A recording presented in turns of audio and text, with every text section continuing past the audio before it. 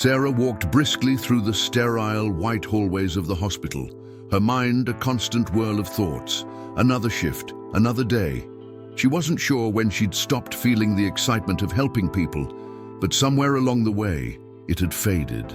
The exhaustion in her bones, both physical and emotional, had begun to settle in. Yet, here she was, ready to face another 12 hours with a smile painted on her face. She entered the ICU ward, the quiet hum of machines the only sound filling the room. The light above Richard Ford's bed flickered slightly, casting a faint glow over his pale, motionless form. He had been in a coma for 3 months now. His accident, the crash that had taken everything from him, seemed like a distant memory to the rest of the world. But to Sarah, he was just another patient, one she cared for with the same diligence she gave to every other person, even if it had become a struggle to find meaning in it. She adjusted the sterile blue gown she wore and checked his vitals. Nothing had changed, no sign of consciousness. She sighed, her eyes lingering on his face. A man who had once controlled everything, a man whose wealth had been his identity, was now nothing more than a shell. Sarah set to work, giving him a gentle wash as part of his daily care. "I hope you're comfortable," she whispered, though she knew he couldn't hear. The silence was deafening, and she didn't expect an answer. It had been weeks, but she couldn't shake the feeling that there was something more to this man, something beyond the lifeless body she was tending to.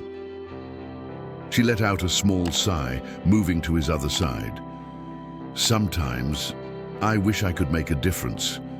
For you, for me." Sarah's hands moved methodically as she continued her routine, the water warm and soothing as she cleaned Richard's body with delicate care. His skin was cold, his chest still rising and falling only because the machines did it for him.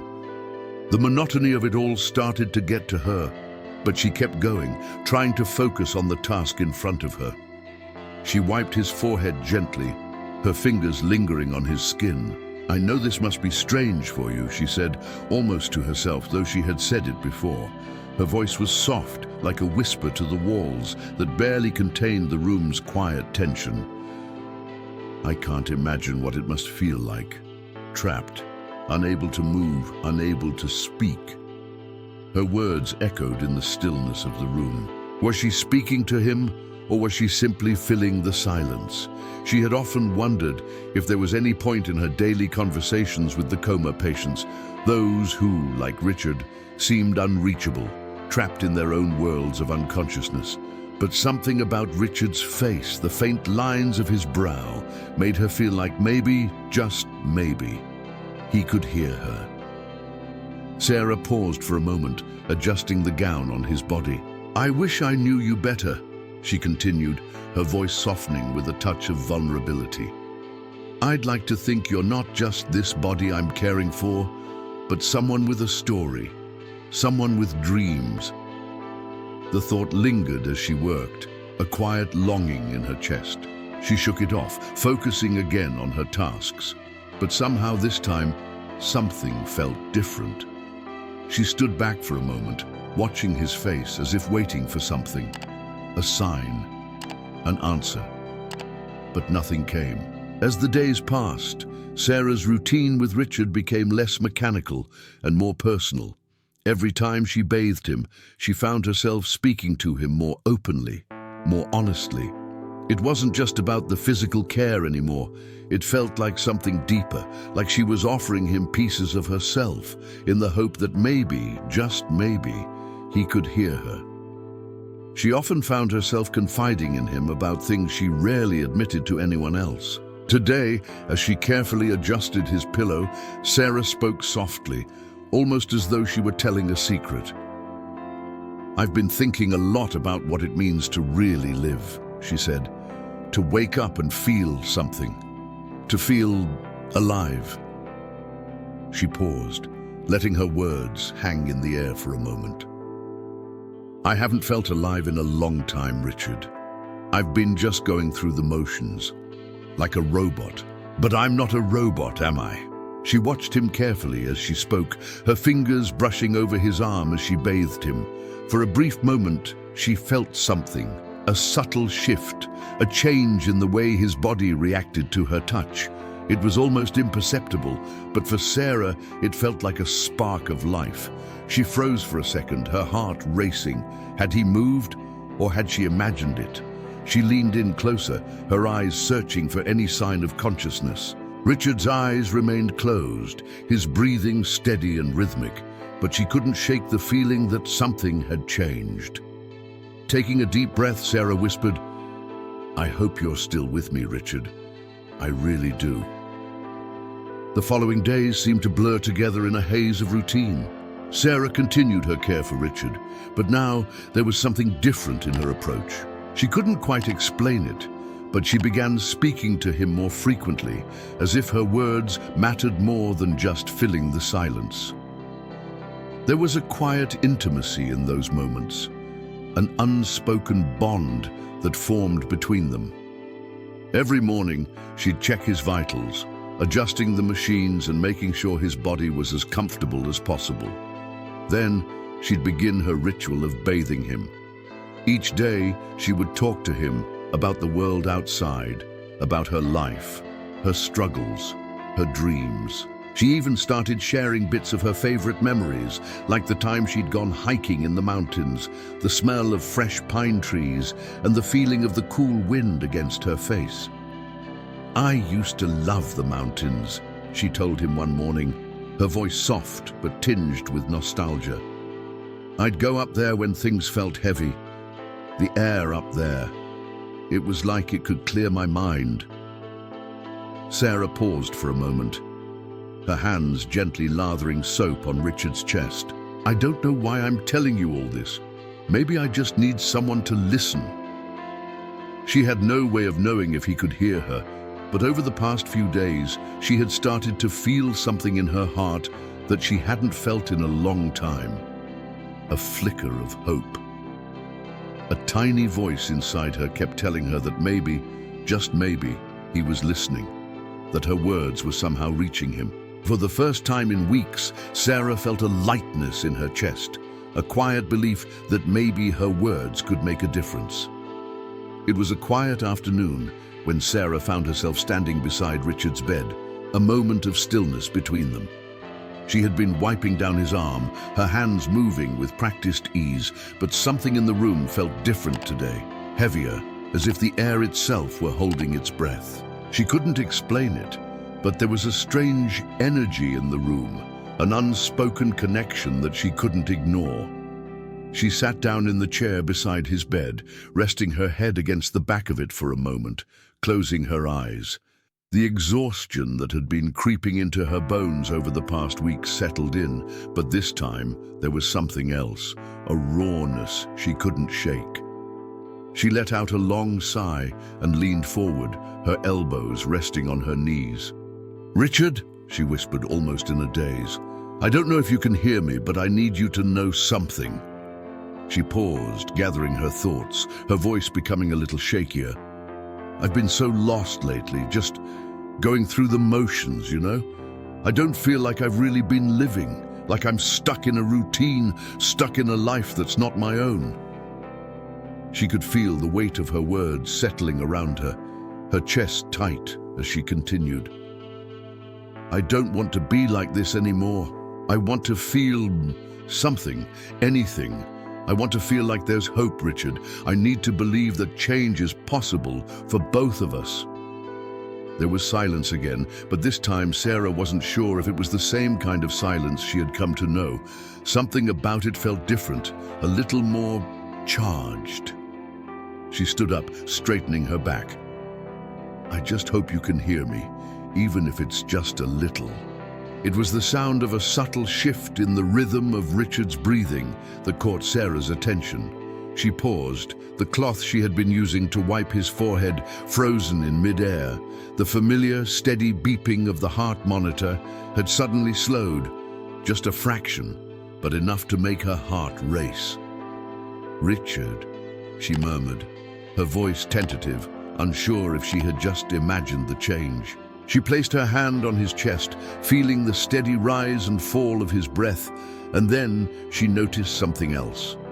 A slight twitch. His fingers, barely perceptible, shifted ever so slightly. Sarah held her breath. Could it be? Was this a sign? Her mind raced, and she gently placed her fingers on his eyelids, closing them softly.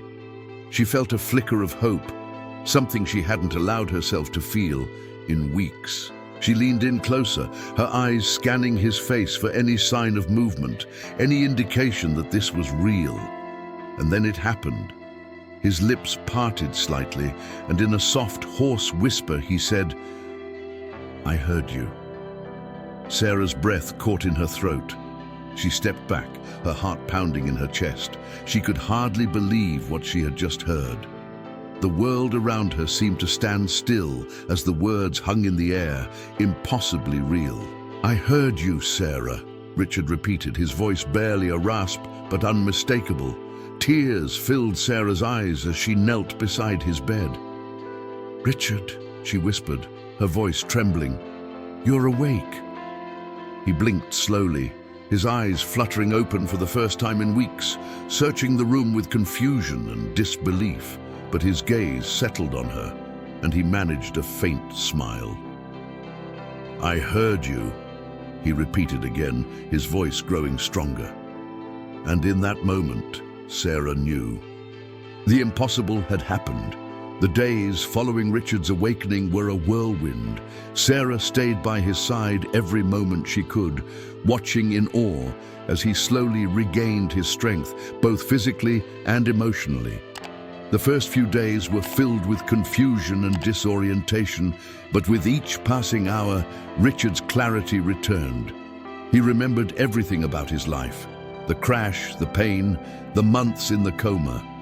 But he also seemed to remember her, the quiet moments they had shared in his comatose state, the words she had whispered to him. "Sarah," he said one morning as she helped him sit up in bed, his voice still weak but filled with a depth of gratitude. "I don't know how to explain it, but I remember everything, all of it, and I remember you."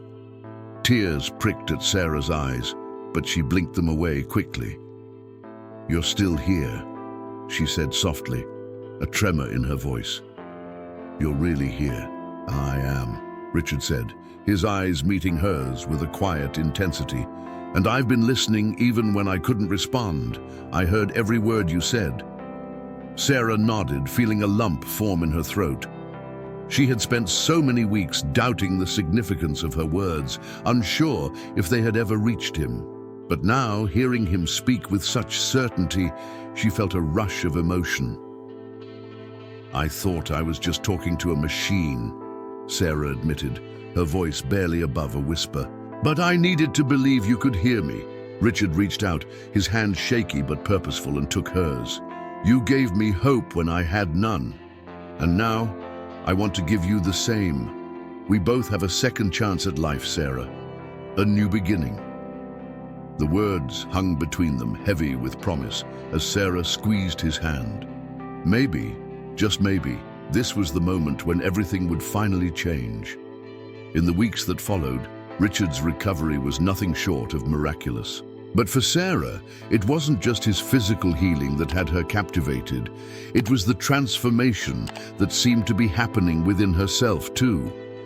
The more she spent time with Richard, the more she began to feel the weight of her own soul lifting. The heaviness she had carried for so long seemed to dissipate, replaced by a quiet sense of hope and possibility. One afternoon, as they sat together in the hospital garden, Richard leaned back against the chair, looking up at the clear blue sky. "You were right," he said, his voice thoughtful. "I never realized how much I'd taken life for granted. All the wealth, all the power. It didn't matter when I was lying in that bed, unable to move, unable to speak. I was just lost. But your words, Sarah, they woke me up." Sarah glanced at him, her heart warmed by the sincerity in his tone. I didn't know what else to do," she confessed. I was so disconnected from everything, and then I started talking to you like you could hear me. It was the only way I could make sense of things. It wasn't just about you waking up. It was about me waking up too." Richard smiled softly, his hand brushing hers. "And you did. You helped me find myself again, just as much as I helped you." For the first time in what felt like forever, Sarah realized she wasn't just existing. She was living, and the feeling was liberating. She had given of herself so freely to Richard, and in return, she had received something she never expected, a sense of purpose, of belonging. She looked at Richard, the man who had once been a stranger, now a part of her heart. "Thank you," she whispered, "for everything." As Richard's discharge from the hospital grew nearer, Sarah found herself torn between joy and sadness. She was happy for him, of course. His recovery had been nothing short of miraculous. But there was a quiet part of her that felt uncertain about what would happen once he left the hospital. Their daily routines, their conversations. Would it all feel like a distant memory? Could she go back to the life she had known before he came into it? Before she had started to truly feel alive again? On the day Richard was finally able to leave, the room felt unusually heavy. Sarah helped him into the wheelchair, her hands shaking slightly as she adjusted the blanket over his legs. The thought of him walking out of those hospital doors was surreal. "Are you sure you're ready for this?" she asked, her voice soft. Richard turned to her, his eyes filled with quiet gratitude. "I don't think I've ever been more ready for anything in my life," he said, his smile wide and genuine. "You've given me a chance to live again, Sarah, not just physically, but in every way that matters." Sarah smiled back, a tear slipping down her cheek. She quickly wiped it away, not wanting him to see her vulnerability. I never thought I could make a difference. But you, your recovery, your strength, it's changed me." Richard reached for her hand and squeezed it gently. "We've both changed, Sarah. I'm not the same man I was before the accident, and you're not the same woman who first walked into my room." For the first time in months, Sarah felt ready to embrace the future, whatever it held. She had found something in herself she never knew existed, and it was all because of him. The months that followed Richard's release from the hospital were filled with small, beautiful moments that Sarah could have never anticipated. He returned to his life, yes, his business, his empire, but there was something different about him now. It wasn't just the physical recovery or the regaining of his former strength. It was the way he saw the world now, the way he appreciated every moment, as though it were a gift. And Sarah? She had found her own path again. Her time spent caring for Richard had reawakened something inside her. A passion for life, a renewed sense of purpose that she hadn't known she had lost. She returned to her work, but with a fresh perspective.